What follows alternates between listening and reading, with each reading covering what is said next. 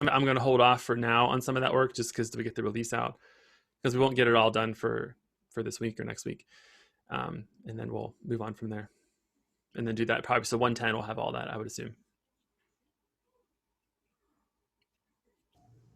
Very nice. Yeah, we're excited. We're excited for the auth stuff for sure. So thank you guys for your work on that. That's Cool. tremendous.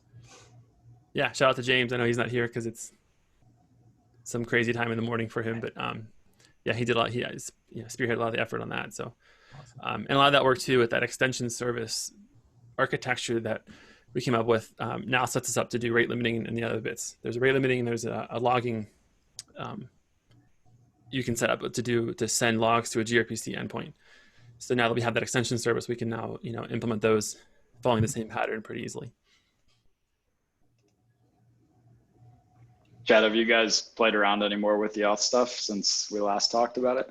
Yeah, a little bit. We've got a couple of things that we've got going on our side, and so so the auth stuff, we were able to create our authentication service, and we're working towards very fine-grained control over the traffic that flows through the proxy, essentially. And so we're still kind of working through some of that, like how we're going to architect that and deal with that. One thing that we kind of got stuck on is it looks like auth-z services with Envoy. So we find ourselves actually learning about Envoy a lot now, right? And as much as I think, we try to abstract, those things and put them in like Kubernetes manifests, when you start to get into more detailed stuff like this, like it really becomes important to know and understand Envoy. So we're going through a learning process ourselves at this point. But like, for example, just simple things like, as part of the authentication, the auth-z service, like being able to redirect, right? So like if there's an IDP, like some sort of like external identity provider, and a person logs in, they haven't authenticated yet, well, you want to be able to redirect them. And it seems like pretty much the only thing that auth-z supports is like a 403 unauthorized, essentially. And so we're just kind of like fumbling, trying to learn more Envoy in terms of like, how the auth-z service actually works. But in terms of like Contour's ability to configure it, I mean, so far it seems great. So yeah, no feedback yet. So, but we'll be digging more into it over the next couple months. So definitely. Yeah, that's cool. Yeah. Yeah, it's tough. I mean, I know, part of the design philosophy of Contour is that you shouldn't have to know every detail of Envoy to be able to route traffic. But, at a certain level, when you get into some of these more advanced features, it's kind of inevitable that you probably need to understand, to some level of detail what's going on in Envoy itself. Yeah. Yeah, because I think with the auth-z service, you're essentially, now that you have like an external service, and this may provide, Steve, maybe to some of the other, the service definitions, right? Those external service definitions that y'all are working on, like rate limiting and stuff. It seems like now, we're creating these little applications that have to communicate to Envoy through the XDS, protocol. And at which point, I think once you step into that realm, then yeah, you've got to get your feet wet for sure. So we're headed down that journey now. Yeah, it's tricky because you want to like we want to make it easy to set up, but then at some point you make Contour overly complex trying to configure that external piece because there's going to be so many different options and values you've got to configure. I think once we get some more examples and stuff, so once we have like a good like OIDC example, so like, hey, here's how you set up, to Auth0 or some sort of generic OIDC provider, and then we can plug in all those values and have some stuff in there that would be more helpful. Have more guides and stuff you can look at, and then it's just a matter of tweaking those little bits that you need. Like, oh, I need this claim out of here to put in here. Okay, let's do that, or whatever.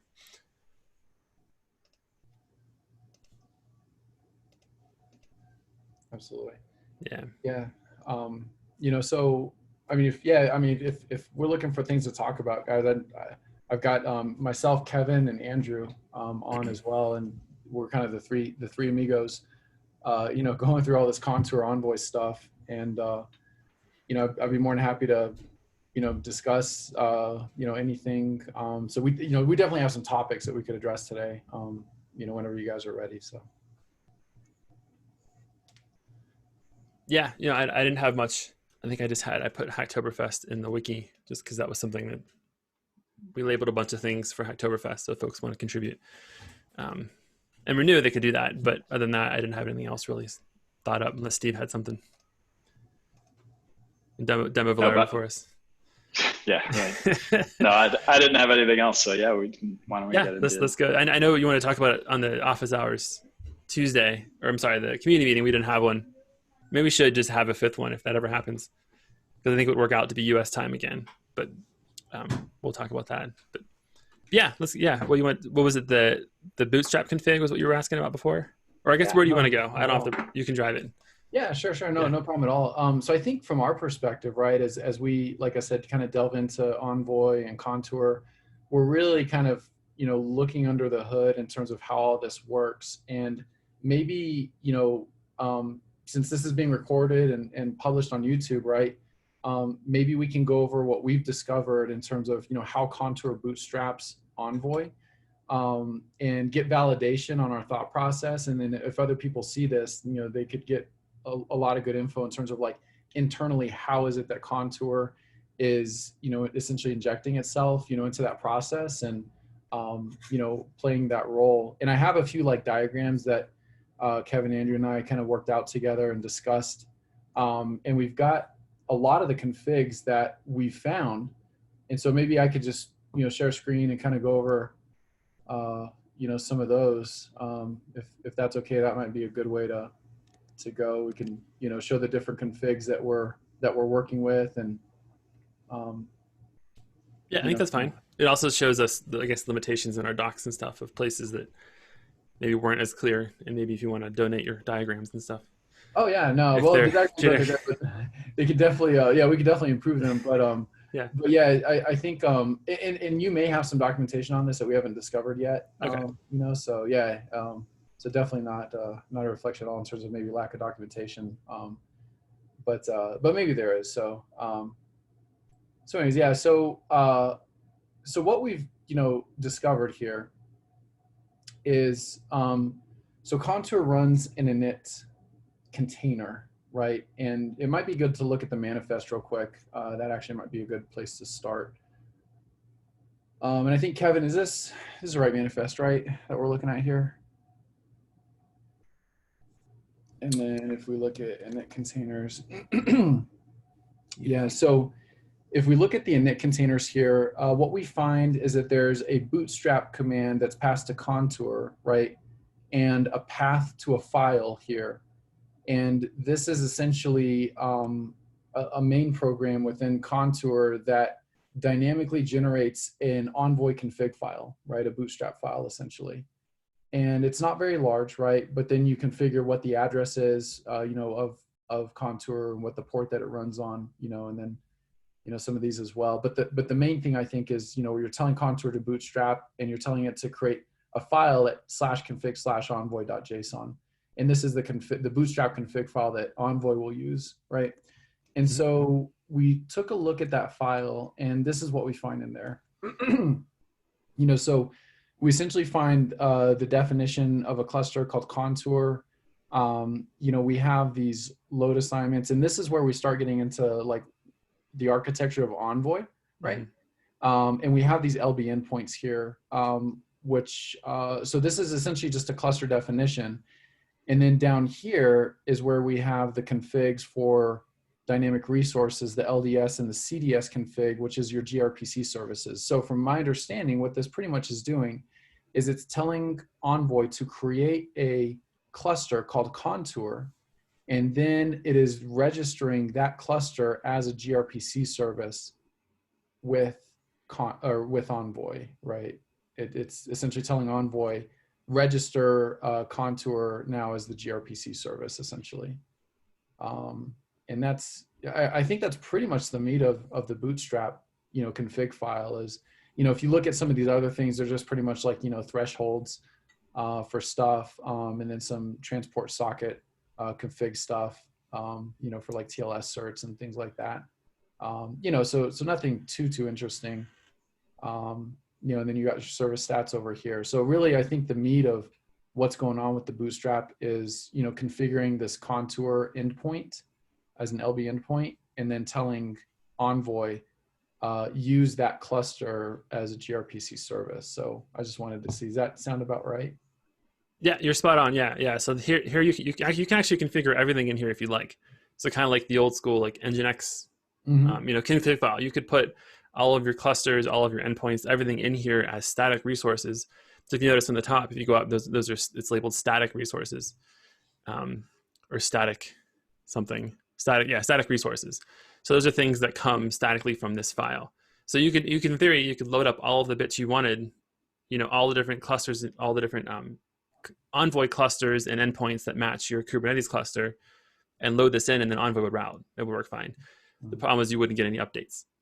So you can't actually update this file and tell Envoy to refresh itself, and it'll reload that, and then you'd get a change. That's kind of how you could do it from files. But yeah, so this is loading up static things. So this is telling it, we're using Envoy to manage itself in a way. So we create this cluster in Envoy, which again, you could think of it as a service in Kubernetes. That's the name. And then you see load assignment, and the load assignment you'll see in the XDS speak is called cluster load assignment. So that's how we, assign some sort of endpoint to that cluster. So when someone makes a request to this cluster called Contour, it uses the endpoints, LB endpoints, endpoint address, socket address, blah, blah, blah, and we use the name Contour and the port 8001. And that matches Kubernetes. So Kubernetes DNS is important here to have these be in the same namespace, right? Because Contour will match that service in there. If you put Envoy somewhere else, you could say contour.project contour, to give it the namespace DNS lookup, and then it would work. And then when we did this on our laptops, you saw we set that value to be like the IP of our laptop. So when you ran Contour locally on your machine, this is telling Envoy to look at your machine, the IP of your machine, versus looking for the DNS name Contour in the cluster. So yeah, you're spot on. Yep. So then those are the static resources. I think the circuit breaker stuff, we found that we had issues with, I think this applies to the gRPC stuff. So we had problems when we had lots of traffic over that. Then the circuit breakers would cause the gRPCs to circuit break themselves. So I think that's why this is like a 2-year-old, 3-year-old issue thing. That's why that's in there. And then the transport socket bit, like you mentioned, that's to secure the connection between Envoy and Contour. So this is setting up the certs in all those bits. You can see the TLS certificate path. So this is using SDS, telling it the path in SDS to look for those certificates. And then when those talk, that's how we match the certs together, or we secure that communication. Upstream keep alive. I think Nick added this. I think this was I think the envoys wouldn't reconnect if they lost connection to Contour. So this is doing a keep alive probe to make sure that TCP connection stays alive. Why that was added, there was an issue for that with a different user, I believe. And then this last bit here is adding stats. So this is going to add a cluster. Probably could move this out into dynamic resources, but we used to have more in here. We took it out, but there's if you scroll down to the bottom, you'll see there's an admin endpoint. Right. Yep. Yeah. So here we get rid of the access log, the dev null, and then we make it the admin page only listen on 127.0.0.1 on 9001. If you don't change that, then it'll be exposed, I think, on all interfaces. And that admin web page, you can kill Envoy, you can quit it, you can tell it to shut down, do all kinds of crazy things. So to secure that, you couldn't do that from outside the cluster, right? Or outside of that pod. You'd have to have exec rights to do that. So that's that, yeah. And then I think we create a static cluster there for the stats. So what we do is we create a dynamic endpoint, so /stats. If you look at your config on the other page you'll see there'll be an endpoint that we expose for stats. And basically what we're doing is we're exposing the stats endpoint in a way that Prometheus can scrape for stats, but they can't get to the other bits of the admin web page. You know what I mean? So the only thing exposed really outside of localhost is that stats endpoint. And that's for Prometheus. And that's why we do that. To keep that secure so no one can be malicious, because there's no auth or anything on that web page. Yeah. So that's the history of that. But I think we could move that cluster to dynamic if we wanted to and get rid of that out of this. We used to have all of that in here. We had all of those rewrites and all those different paths on the Bootstrap, and it didn't need to be there. So we reduced that and put that in Contour itself. Okay. And so you're saying you could even reduce this further by putting this part, right, as well in the dynamic resources? Yeah, I think so, because that's not referenced anywhere else in there. So that's used in the dynamic resources. You can reference static resources from dynamic configs, but we don't ever use that. So I think it's just an oversight. So we can create an issue for that and do that. Or someone wants to call, wants to get some Hacktober points, they could do that. Awesome. And the idea there is that what's in the static resources is just essentially the bare minimum that's needed for Envoy to get up and running and connected to Contour, right? Right.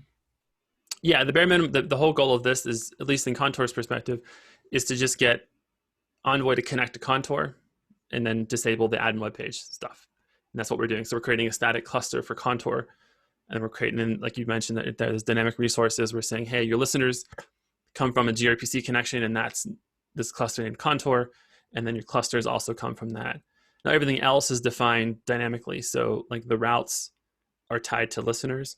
So that's why you don't have an RDS config in there for dynamic resources, because they all cherry pick off of the other resource types.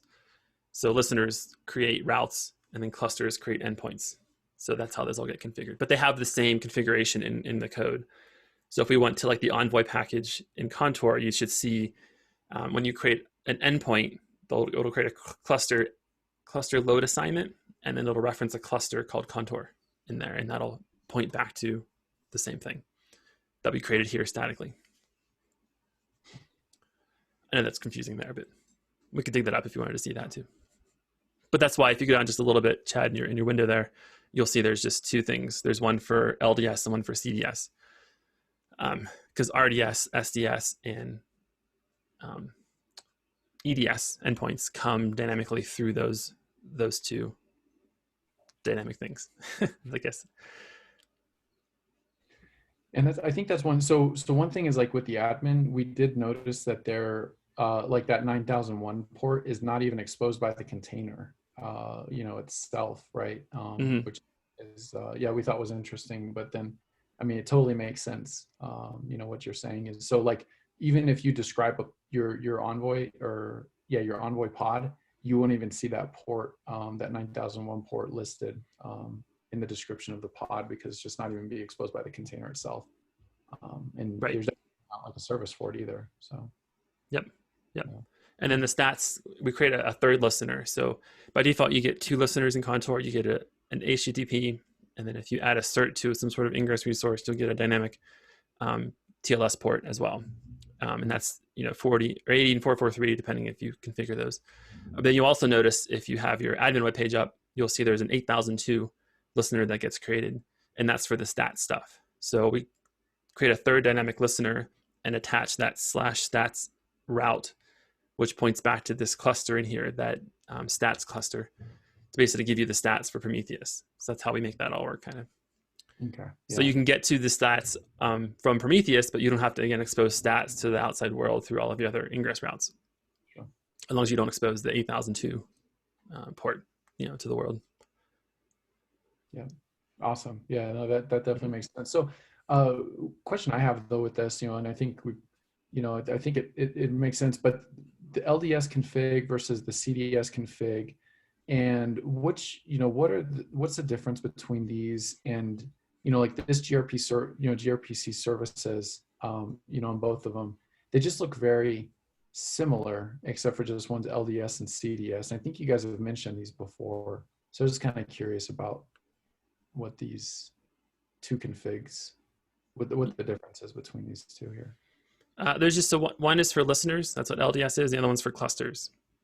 So this is telling Envoy dynamically our listeners will come from this gRPC endpoint from a cluster called Contour. Okay. Because you can actually see the API type. There's a REST API as well. It's REST, or I think that's how Envoy started out. There was a REST endpoint. So you can actually connect over a REST endpoint and actually have Envoy pull your XDS server for changes. That's how Contour actually first created its connection between Envoy and Contour. Right. But now going forward, everything should be gRPC, because it's a better connection. That HTTP polling is terrible for performance, right? I mean, that's why Kubernetes even went to watchers, right, is because I think Kubernetes even initialized with polling when it started out too, and it just huge performance hit. You know, you need that real-time bidirectional, I guess, right? Yeah. So having that rich connection there is great. Yeah. But you've got to speak the same. You just got to expose gRPC is all. So no big deal. Question like we're talking about is when, excuse me. So when you look at like these LB endpoints here, right? So essentially, and again, you know, I'm trying to get up to speed on how Contour's architecture is configured essentially, but obviously, you know, here we have a list of clusters, right? Where we've really defined just one cluster called Contour. And then we have this load assignment where we have this LB endpoint, right? So this has nothing to do with gRPC. This is essentially just saying, hey, we have an address called Contour we just have a socket address, right? Like we have an endpoint essentially, and you can reach it at Contour 8001. And the only reason Envoy knows that it's actually a gRPC config is because you have it configured here, right? Yep. And so this one tells you for your listeners, use this as your configurator for your listeners, and for your clusters, use this as your configurator. So it's essentially both the same thing. But now this is called LB endpoints, and I was just kind of curious about how is gRPC load balanced, and you know, does it even matter that it's an LB endpoint? Like, does it have to be load balanced across? Like, I guess, why is it considered like, because gRPC is a persistent connection, right? Right. And so it doesn't really load balance gRPC, I assume, but it is saying, you know, connect to every Contour, you know, or maybe Kubernetes, you know, how does load balancing handled, I guess, with gRPC here? I don't know if you guys. Yeah, so I think it's just going to connect once in the first. So it's going to hit that DNS name Contour, and then Kubernetes will give back. Usually it's round robin. You know, one of the replicates. So if you had, you know, 10 instances of Contour running, one of them will win, and then they become the access server for that instance of Contour. So it's kind of random depending on how many you have. If you only had one running, obviously it's going to just do the one. But it'll stay connected to that until that instance of Contour goes down or Envoy goes down. So really it's misleading, I guess. It's not going to load balance across for every request. It'll connect once and keep that connection persistent. Okay. Yeah. I was looking for the docs on that too for you. So it's Kubernetes that's doing the load balancing there. Yeah, Kubernetes is going to decide what pod is going to become that based on the DNS lookup. You know, so whoever responds to that Contour is going to be the first one who becomes the XDS server for that instance of Contour, based on, you know, Kubernetes primitives of who's ready and all that sort of stuff. Yeah, you could put an IP address of one, or if you had 4 of them, you could have like Contour 1, Contour 2, Contour 3, and you could decide which one you wanted to that way. But that seems anti-cloud native to do that. Yeah, but that could be an IP address. That could be whatever you like. Yeah. Sure. Yep. Okay. And so the reason I'm kind of bringing this up, and so, you know, we talked a little bit about on Slack, right, about the Lua stuff, and then, you know, having that issue where they're talking about, like, you know, not being supported, and, you know, but obviously, you know, you're interested in use cases and stuff. And I will say in terms of some of the detailed management of HTTP headers that we will probably have to do with like our authentication scheme and some of these other things. Like, for example, you know, back, I think it was in March or something, you know, Chrome released a security update with the same site on a cookie, right? So like, you know, a cookie value has to have same site in order to be like embedded, you know, as an iframe or something. And there's all these little caveats, right, of like how we have to manage HTTP headers as they flow in and out of our cluster essentially. And I've done a lot of research right over the past couple of months, and I've not yet found a really good solution to that, except for when it came to Lua scripts. And it seemed like Lua scripts give us the ability to create an HTTP filter that captures that traffic either on the way in or on the way out, do the logic that we need to do, like finding replaces, searching for certain things, looking for, you know, certain patterns or whatever, and then, you know, allowing it to go either back, you know, downstream or upstream, you know, essentially. And so we were trying to get Lua, like a custom Lua script, integrated with our Contour. And that's kind of what took us down this whole, path of like, okay, well, how is Contour bootstrapping and what are these configs and how do Envoy configs? So, what we're looking at, right, and what we kind of tried over the last couple of days was essentially creating our own initialization init container, right, and then parsing and updating the static bootstrap to essentially inject our own XDS config server as part of that process, right, to be able to dynamically manage some of that stuff, essentially. And I wanted to maybe present that idea, and see if it made sense. And from a configuration perspective, right, would we be like, how would we be able to mesh that, or are we even just going down the wrong path entirely? With some of the things we do. So like, for example, if I want to add a Lua script, an HTTP filter with Lua to Envoy, we've not really found a good way to do that. Now, we did add an HTTP filter here to like the static, bootstrap process, but I think we want to add that filter to some of the things that are created dynamically by Contour.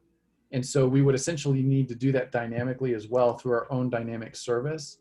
But I just wanted to maybe stop there and, get y'all's thoughts on that. Are we going down a bad path? Or do you, could this be something that is easy enough where it's like, yeah, essentially it's not like, kind of like creating another Contour in some regards, but not really. I mean, it's for very specific, very small things. But is it like, are we overthinking this problem? So no, yeah. About Lua, so. Yeah, we've had someone else that did this once. So they had, they had a middle person in the middle. So there was, Contour, and then they had their own like XDS like interceptor in the middle. So like the request would hit Contour, and then it would take the request from Contour and then manipulate it and then send it back to Envoy. So they could do things like this. I think it's possible to do that. I mean, it's kind of scary from a Contour maintainer perspective, just because you're going to be, it's hard to know, like when something goes wrong, like, is it us or is it your interceptor doing things weird or whatever, so that's there. I guess my original question that we ask is like, so what are you trying to do? Sometimes folks will be like, hey, like, Nginx does this annotation. We have that in Contour? And sometimes, and this is a big thing from Dave Cheney, that when he started this project, where he would say like, well, what do you want to do? So a great example of that is like the TLS redirect for insecure requests. Like in Nginx, you've got to annotate all of your vhosts with that to say, hey, I want this to be TLS, so automatically 301 redirect when you get an insecure request. Well, if you apply an HTTP proxy, you'll do that just automatically out of the box, right? So when you have a cert on the resource, Contour goes, hey, you probably want TLS, let's just automatically apply that annotation in a way to 301 redirect for non TLS requests, and then it avoids having to like think about that or have to add that everywhere. It just does it automatically. If you want the reverse, you can then turn off security. So it's kind of like secure first, and you can turn that off. I go down that rabbit hole just to say, is it that you want headers on every request that enters a virtual host? So you want to add a header everywhere? Is that kind of what you're looking at doing? Or is there more crazy things you'd want to do with manipulating requests? So there's one thing that is like not too crazy. The other is a little bit more crazy, but still not too bad, right? So like, for example, one of them is, obviously you have the set and the delete features, right, for that header policy thing. Yeah. So for both request and response, which is, tremendous, and it's been super helpful. We use that. But there's times where we need to update the value of a header based on what the current value of the header is, right? So we get the value of the header, and then we look at it, and then we do like maybe a find and replace, or, whatever, add one or something, parse it as an int, add one, move it on over. And so there's sometimes where we need to actually, get a little bit more crazy, right? And that goes back to my original issue that I had like 2 or 3 months ago, which was the location header, right? Yeah. Forcing it to always be HTTPS, which means that we have to take the value of the location header, and then kind of do a find and replace on it, and then pass it back on, essentially. Now, the more crazy would be like for cookie same site stuff, right? Is like, as we do our authentication stuff, I want to be able to look and make sure that every cookie that passes through the proxy has a very specific format, you know, Mm-hmm. you could say, and passes, you know, muster, essentially. And it has like that same site attribute, has a secure flag, you know, all the things that we would need to do for that. So sometimes I think that there are use cases where it goes kind of beyond just a static, you know, set or remove on a header. Yeah. And that's where I was looking, you know, and then we found the Lua filter, and we have a local envoy with no contour, no cluster, or anything, just a local envoy. And we're able to pass that Lua filter and then do kind of a, you know, dynamically set that response header essentially. And Mm-hmm. so now the question is, okay, well, can we do that in our cluster? Yeah. And that's what we started kind of going, you know, and you know, jive with what Contour is doing essentially. And that's kind of where we started going down this path. So Yeah. I that's think what before, I think in the past we were hesitant to do it just because you can write some crazy Lua and like just destroy everything really, really easily. Like if that, I think that filter fails, everything will fail. Our requests will just fall on the floor. But and again, I guess I'll speak as Steve, the maintainer. I don't want to speak for the whole team because I don't know what everyone else's view is, but I'd rather open up hooks for you all to do this rather than having to like inject, you know, middle person containers to like manipulate requests and do all this craziness. To me, that's asking for more trouble than it is just to add this feature to Contour. That makes sense. Like if you have to go manipulate headers along the way and all these things, like I'm saying, like have Contour send a request to some service, which then takes that and then manipulates it more before it sends it off. To me, that's a little more scary as a software person than than having Contour just let you define whatever Lua needs to go in there. So yeah, but it's tricky, you know what I mean?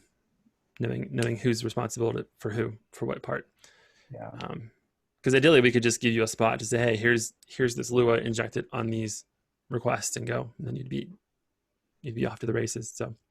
Well, and I think it gets a little more complicated because we also may not want a Lua script, like for example, in our use case, right? That location header thing, I'm totally good with that Lua script being global, right? Every response that goes out, check if the location is HTTPS, because we always need to do 302 redirects to HTTPS, right? So I think that one can be global, but on some of them, like cookie management stuff, I may want specific Lua filters applied, you know, to specific, you know, HTTP proxy deployments essentially. And yeah, so I think, and in that case, if we do our injector, right, we're doing a crazy thing. Now we've got to like modify configurations that Contour put in, you know, and I just think it's probably going to get really hairy. Yeah, no, I agree. And then if Contour changes how we do something, then all of a sudden you break and it's you know. Yeah. So I don't know. I don't have at this point a good answer for how to you know fix this. I'm wondering if Envoy will complain, but you'd have to know. I guess where I was going was if you added static Lua filters to the Bootstrap here like you had, but I think if you reference things that don't exist yet, then Envoy will complain. Meaning like if you say, hey, apply this to this route and that route doesn't exist in the dynamic routes or dynamic RDS, then I think Envoy will say, hey, what is this? And right. And I think that's part of what we came across is like, for example, listeners, you know, we don't have any, I don't think listeners defined in the Bootstrap config. So, you know, so we essentially, Envoy was complaining saying, hey, you have to define a listener. And the problem is that the listener, I don't think is really defined until after Contour's already started up, you know, essentially. Yeah, those are all dynamic. Yeah. Yep. And in which case we essentially now have to go this route of, you know, having our own dynamic configurator saying, okay, now go ahead and inject it after Contour has already set up the listener, go ahead and inject the HTTP filter, you know, into the listener after Contour has done its thing. Yeah. And, yeah, it's just, you know, and now I do feel, again, my limited knowledge of Envoy and, you know, we are learning, like Lua seems to offer a lot of power because now we have programmatic capabilities, right? We can use like functions and stuff and do a lot of logic that we need to, you know, based on the HTTP traffic flowing across the cluster. But yeah, but the question is, you know, it does seem like it would be a better fit in Contour to be able to pass it a Lua script and be like, okay, for this HTTP proxy, you know, here's a Lua blurb that I want, you know, to be applied. Yeah. But yeah, but we're essentially having to try to kind of like, do this, which I don't love, Yeah. um, but yeah. So anyways, that's just kind of what I just want to present kind of what we're doing, what we're thinking. And, is this is this, are we taking the right approach? Does this concern you guys at all? Are there gaps, on our side? Do we have a valid use case for looking at trying to get Lua into Contour? At least just present, what we're doing. I think you do. I think like, and this is why we added some other values into Contour, to some like knobs we talked about, just because folks sometimes will use this edge proxy to manipulate things on the back end. You know what I mean? Like, so instead of changing the app, you change this edge proxy to then make it look the way it's supposed to. So yeah, I don't think your use cases are all that unique. I think other folks have the same. It's just a matter of us figuring out, what knobs we want to turn in and how to make this the best way to do that. How would you, because we do have Lua in there now. We just added it a few releases ago to fix a bug with, I think it was HTTP2 connections that got reused. And if you had like a wildcard domain with HTTP2, then like one domain would act as another because of how it reuses those connections. And I think Safari still doesn't do the right thing on the right request response. Anywho, but it's in there, I guess. So the filter is on. Contour will complain if you don't have the Lua filter compiled into Envoy.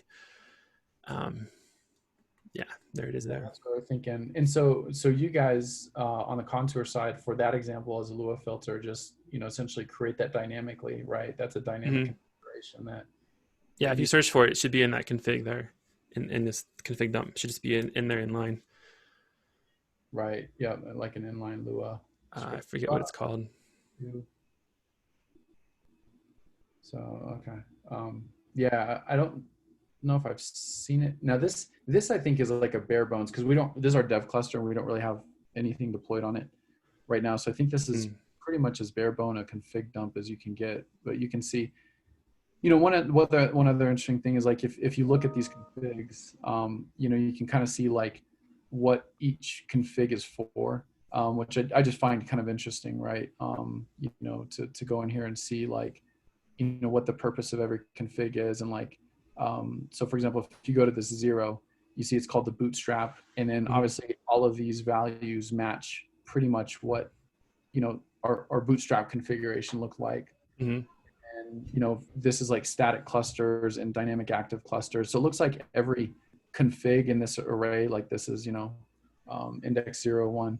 It looks like every config step in this array like does specific things, right? Like this is the first one's a bootstrap, then static clusters, dynamic active clusters, dynamic listeners, static routes, dynamic routes, and then your secrets here. So I think it makes sense overall, what's going on, but just I think it gets hairy if we're trying to inject our stuff into things that are being managed by Contour as well. Because we never know, like when Contour may like overwrite that config. Too. So yeah, doesn't make it very production.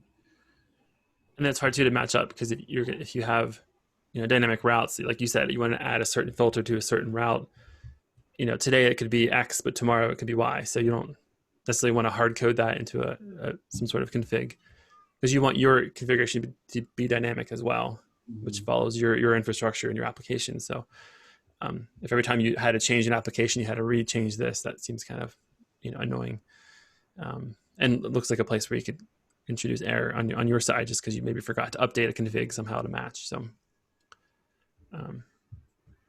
yeah, I hear you. We'll have to. I think there's an issue. If not, just open up a new one. I know there's an old one. Sure. I mean, there's one I sent you.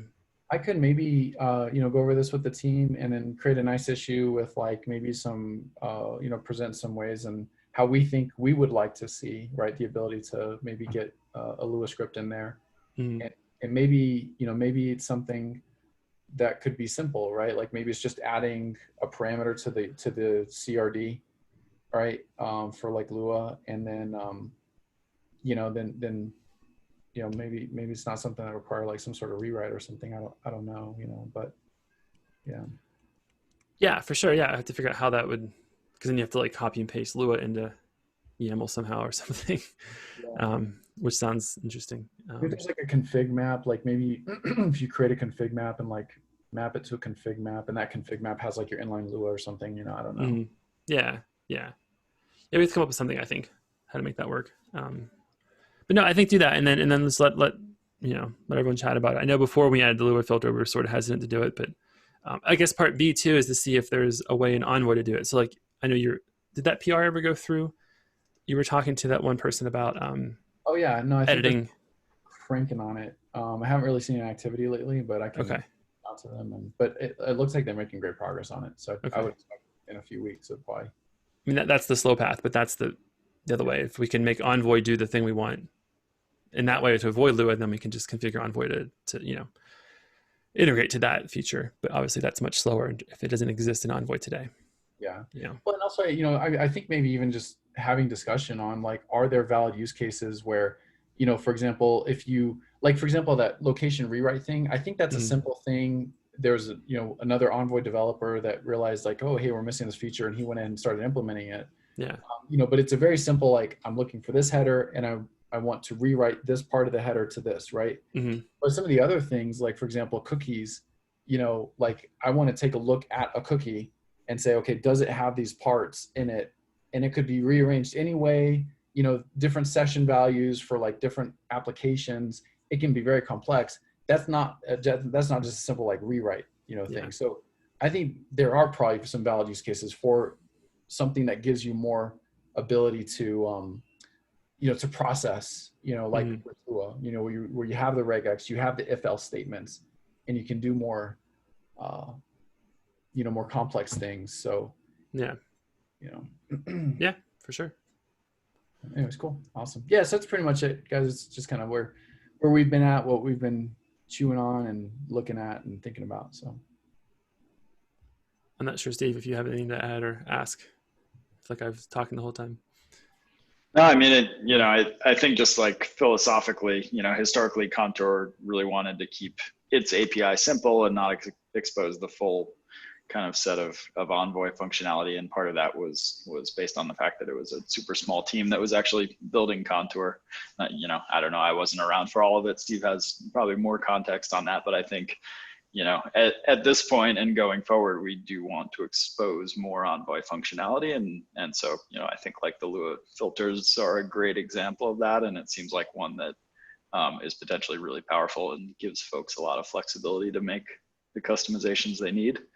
I think, we just want to, as we're adding additional functionality, we want to do it in a thoughtful way and not have the Contour API end up just looking like a one-to-one mapping to the Envoy config format. So yeah, I think, that's just kind of a context on where we are. But, to me, this sounds like something that, it's definitely a valid use case. And I think we should definitely consider it. Awesome. Okay. Yeah, it makes sense. So yeah, I'll create an issue, Steve, and what I'll do is I'll try to provide as much thought in there and then get a dialogue started. And maybe it's something that we could, maybe it is something simple, but I know from my perspective right now, like just where I sit in my chair, today, if I had the ability to do Lua with Contour, it would solve pretty much 90% of my problems right now. Right. Yeah, for sure. And again, I'm trying to work with Envoy. We're learning Envoy. We're creating XDS servers. We're doing our auth stuff. And, we see gaps like, the auth-z stuff, like, I don't see a simple way to redirect to the IDP, and that kind of stuff is like, and that's an Envoy thing, right? It's just like, I don't understand why, why some things are the way they are sometimes. So sometimes I just have to, talk to you guys and be like, am I crazy? Or, like, am I looking at this the wrong way? Do I not understand it properly? So.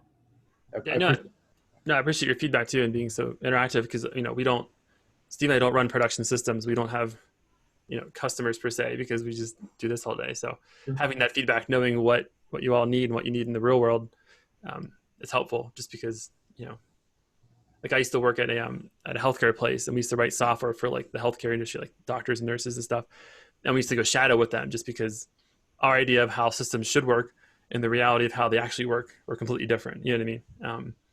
So it's good to have that feedback to understand what you all need, because obviously, if this content doesn't work for you, then there's no point in us working on this, right? Because it needs to help solve your problems for you. So that's goal number one. So question, like in terms of like an issue, what would y'all consider as kind of the best? So like my initial redirect, right? I tried to provide some visuals and really communicate as clearly as possible. Like, so for example, with this Lua stuff, would it be helpful if like maybe we also included maybe some ideas on how we would expect a YAML? Like, you know, so I got Kevin, who's our Kubernetes guy, on, you know, what from his perspective, how he would think would be the best way to, you know, again, like, so for example, like maybe using a config map, and then we create a config map with that Lua script in the config map. And then now we just have, or maybe Steve, it's the external service too, right? Now we've got that external service as well. Maybe we leverage that, you know, to do this Lua stuff too. And is that useful to get that kind of like thought process in the issue? If we create it, does it help you guys with things? I think it can help. I think the bigger thing is just understanding what the problem is and what your use case is. Like, hey, like, this is what I wanted. This is the problem I have. You know, I have headers that come in that I need to change X, Y, and Z on it. You know, and then having the other stuff is helpful too. So thinking about, hey, you know, Lua would do this here, or this might do this here, but here's the gap that Envoy is missing. That's super helpful. Yeah. Sometimes the implementation that can be helpful. It just helps you see how you all think about it.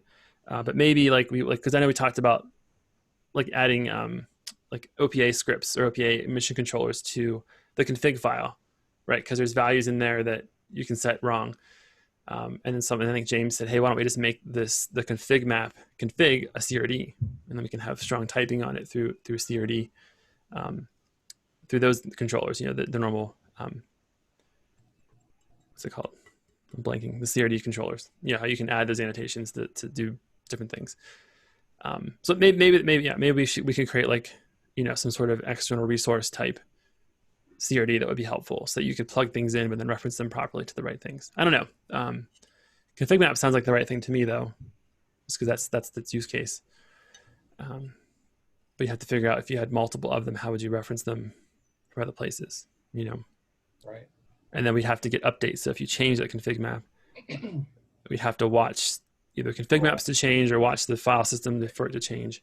Yep. You know, to then know, oh, I have to reload that and re-inject this into Envoy. So those are the things we have to think about as well. Yeah. And that's where CRDs are sometimes more helpful that way, because it's a more rich update. But yeah, so I think the problem in all that is the bigger desire and need, understanding what you want and what the gap is, and then like together we can figure out that implementation. But yeah, by all means, I think I'm talking on and on. Yeah, it helps to have your thoughts too as well. Like, hey, this is what we want to do. Yeah. And then we do have a design doc process. So, you know, for features that are bigger than a bread basket, we typically write up a design doc. So I think, you know, with the issue, we can talk about what's the need for the feature and is it worth pursuing? And then, you know, if we decide we want to pursue it, we might, you know, write up a design doc where we can actually get into some of the implementation questions. So, you know, you don't need to put you don't need to go to an extreme degree of detail in the issue itself, but we may get there with the design doc. Okay, cool. Awesome, guys. Yeah, no, I mean, if this functionality, I feel like I said, if I know where I'm at, if this functionality was in Contour, it would be tremendous help. You know, but again, I'm continuing to learn about Envoy, continue to learn about Contour, and, you know, trying to make the right decisions and, you know, present and work with you guys, which I really appreciate the opportunity to do. So anyways, I've already taken up half the time, but thank you so much, Steve, for, you know. Yeah, no worries. And if you're interested, there's a cool talk at KubeCon this year called How to Build Your Own Envoy Control Plane. Oh. Just got released. I put it in the Zoom Slack, or the Zoom chat. Shameless self-promotion. Shameless. Oh, nice. Very cool. Okay. Yeah. Definitely. You'll be experts by then. By the time November comes around, you'll all be experts. Awesome. Yeah, this just got released. So very cool. And that's virtual, I take it? Yeah. This is the one that was supposed to be in Boston. So I think it's all East Coast times. Very cool. All right. Yeah. We'll put this on our schedule. So I think the schedule is just coming out now for KubeCon this year. So That just made me think. I don't know if you guys are aware, but EnvoyCon is coming up in a couple of weeks. Oh yeah, the 15th. I don't know what the exact 15th of October. Yeah. It's it's virtual. It's $50. So I'm definitely planning to attend and catch a few sessions to get some more information on Envoy. So it might be something that's interesting for you guys as well. Yep. There's 2 tracks this year. I think there's a like a beginner track, and then there's like a developer track. Nice. All right. Wow. So many great things. Yep. Awesome. I love it. Yeah. Thank you guys so much. Okay, cool. All right. Well, I'll relinquish control. Thank you guys. Yeah, no worries. Thanks, Chad. Yeah.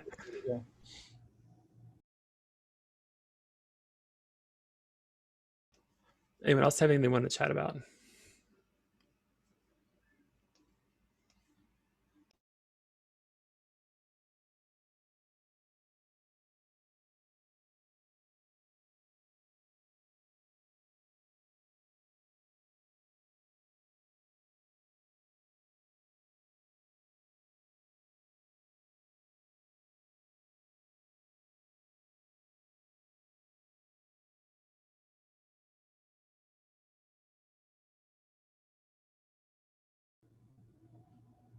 I don't think so. Maybe one quick question. So with the 1.9 release and the auth stuff, that's going to include, it includes the extension service, CRD generation, and all that stuff too, right? Yep. Yeah. So that'll be out at the default YAMLs. Yeah. So if you awesome. Those make the notes interesting. That's a good point for Steve. You wrote some upgrade notes or the release notes. We should call that out specifically because that'll be a new CRD that will need to get added because Contour will, I think it'll yell at you if you don't have that installed. Yeah, and the YAML will also be V1 CRDs. So in the upgrading instructions, we'll definitely want to mention for a couple of reasons that folks should reapply the YAML.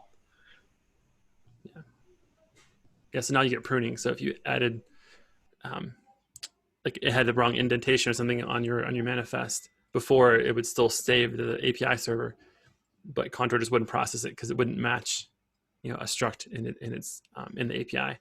So now it'll get thrown away. So if you have a bad indentation, when you go to edit it, you won't see it there, which is kind of good. So would it be helpful for you guys if like we took on our cluster maybe the previous version of Contour and tried to do an upgrade and provided you guys feedback on the 1.9 release? Is that useful, helpful? Like trying to go from one version to the next? Because we also nuke our cluster all the time and like stand it up from scratch. So, well, as a user, be able to provide feedback. Is that helpful at all, or to try to do an upgrade rather than just like nuking our cluster? And yeah, I think so. If you guys are willing to do it. I tested the V1 CRD stuff, and James has obviously tested the extension service stuff. But I think, if you want to go through the upgrade process and let us know if there are any issues, that'd be great. Yeah, we'll do that. We never know too how folks deploy stuff. So like, I know we don't have a Helm chart yet. I know someone was working on a Helm chart, but some folks tear it apart and do their own thing. So we want to make sure that if they're not using the YAML files that come out of the Project Contour website, then they're aware of it so they can, fill in their process. I know folks at VMware, they use like YTT, I think, templating. So they have to go manually like update all those templates themselves. So.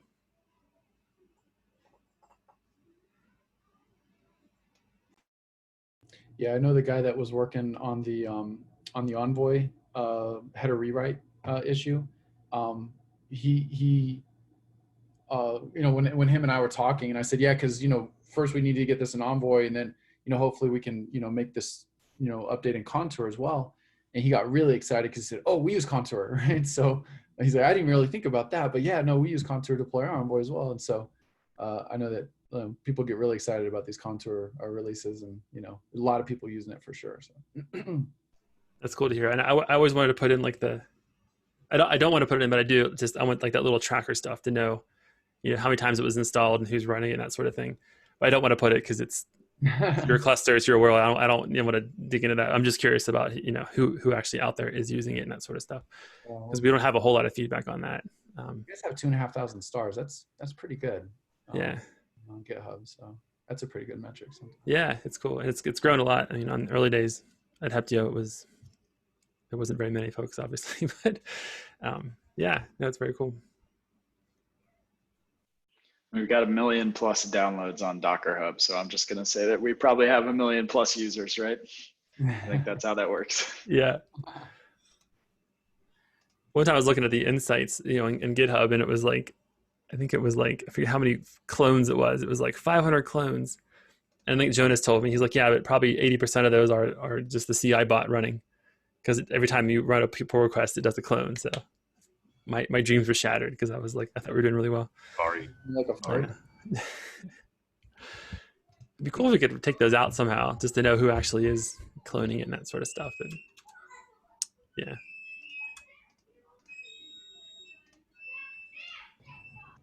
Someone playing the flute? Yeah, those are my kids. They're playing. They have like this old school. They have all the toys from when we were kids, which is hilarious. So it's like that. You like build your own like flute whistle thing. You put all the parts together and it makes like this Dr. Seuss looking thing, and then they run around. Awesome. Yeah. So sorry about that. I need to build my shed out back.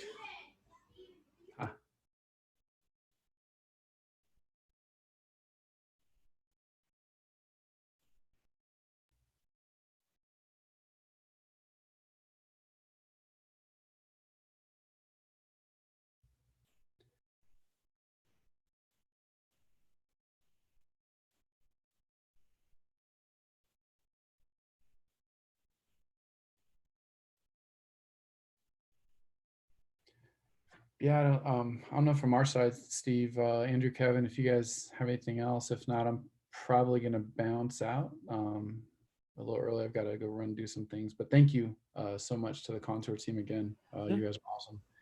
And I'll get that issue created and we'll start down that path, because I really feel that if we could avoid what we're talking about. Now, we might do it just over the next few months just to, practice and see where, the pros and cons, and allow ourselves to trip over, and just get better at Contour and Envoy. But yeah, I think just having this ability, I think would be super helpful.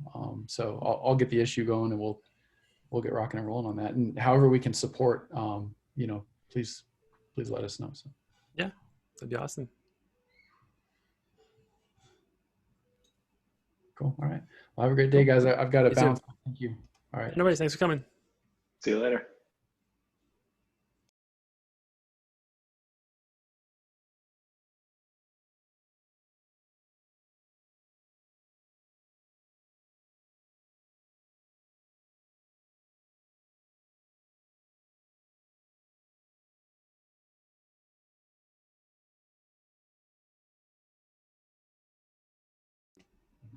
I'll be back in a second. I'm going to grab some more water.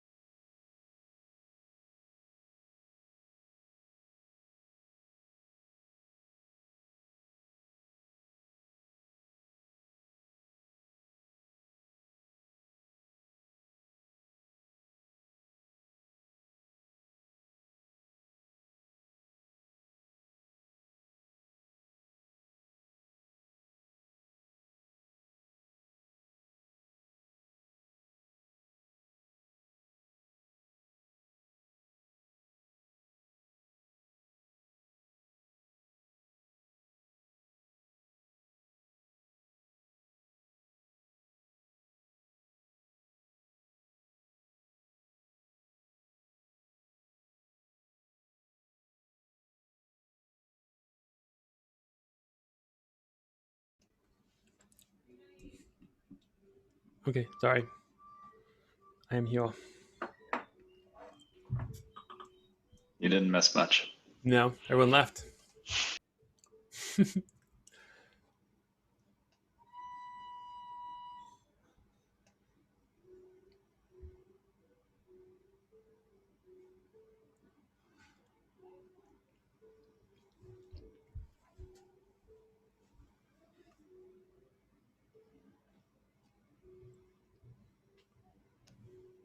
How are we feeling about keeping these at 2 hours? I don't know.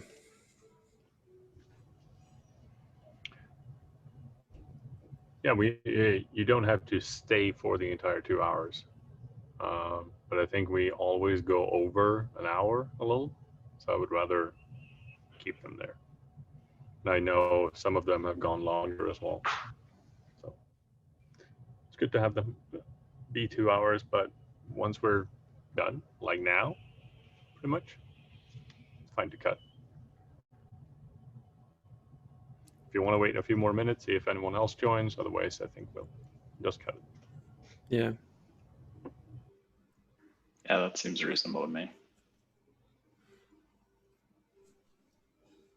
I guess it was like college. You could just go in and, oh, I had my video off. Sorry. You could, you know, they had office hours at whatever hour. You could just pop in whenever. So if someone had something, you know, from 1 to 2, then they could come in at 2:30. But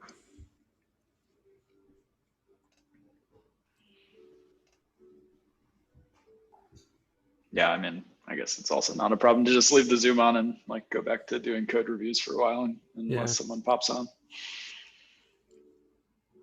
Have you started looking at Nick's PR yet, Steve? no, I haven't. Yeah. What was I doing this morning? Oh, I did a bunch of Hacktoberfest stuff. Then I was looking at Gangway. No one's updated Gangway in like years. So people are like emailing me now saying, can you please merge the PRs? So, then so I started looking through that. Are you the sole maintainer on there? I think so. I don't know. When I was at Field Engineering, that's what I was doing a lot. I was maintaining all those open source projects from Heptio Labs, but I feel bad because we don't give those a lot of love, but like people still use them. So I feel like we should still do stuff with them, you know, because they were like TLS issues and like it was still using TLS 1.1. I'm sorry, 1.0, I think, or no, 1.1. So that was bad, but I don't know. So what's out there? I mean, Gangway, Gimbal's out there, and I guess that one's in the Project Contour org. Are there any That one others? bugs me too. I want to do more with Gimbal, but I don't know if we've got passed over now by everything else catching up with it. I Yeah. think it was a little before its time, but I don't know. Yeah, there's not much. I think there was some event routing stuff. I think Tim Sinclair had written like a scrape all the events off of Kubernetes and then stick them somewhere to like do stuff with. Yep.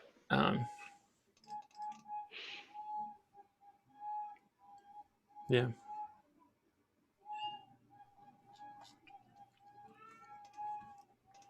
Oh, Jen, I forgot to tell you. I think I put it in Slack, but I'm speaking at the Germany meetup now too. So that's on the 12th, I think. Awesome.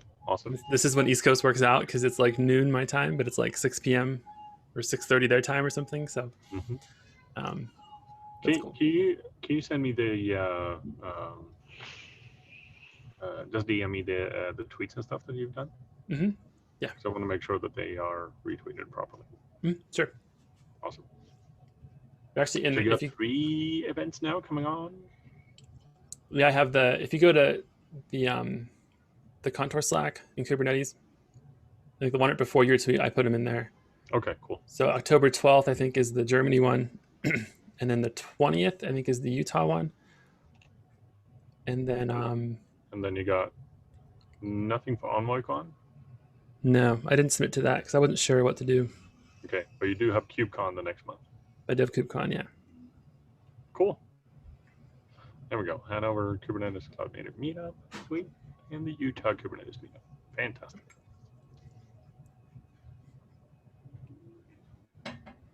Awesome. I'll retweet and stuff here. Cool. I think the CNCF retweeted the Germany one this morning, which is cool. Yeah, nice. Yeah, I want to make sure they're on the contour one as well. Yeah. So I have to go write those talks. I don't have like a generic like what is contour kind of talk, which seems weird, but I have like why ingress is bad and not bad, but why ingress is limiting and why we created like ingress route and HTTP proxy and that sort of stuff. But I don't have a what is contour, how does it work, that sort of thing. So yay, my chair is here. With my back being all messed up, I bought like this big fancy like ergonomic chair thing. Is it So from the yard work you did last week? Yeah, so I think I heard it back in July. I was digging like a pool out for the kids, like leveling out like a little kid pool thing. And it has been better, but it's been still been bad. And then last week when I had that gas line, ever show you all pictures of that? I should show you pictures. I the plumber's like, hey, like I'm busy. Like if you can dig it out, we can get it done sooner. In so many words, you know. Mm-hmm. He's like, I got to rent a machine, I got to dig it, you know. So I went and dug it, and then I think that. And then I went to Erie. I took off time and went to Erie and hung out and stuff at the beach. And then let me load it up here. Come on.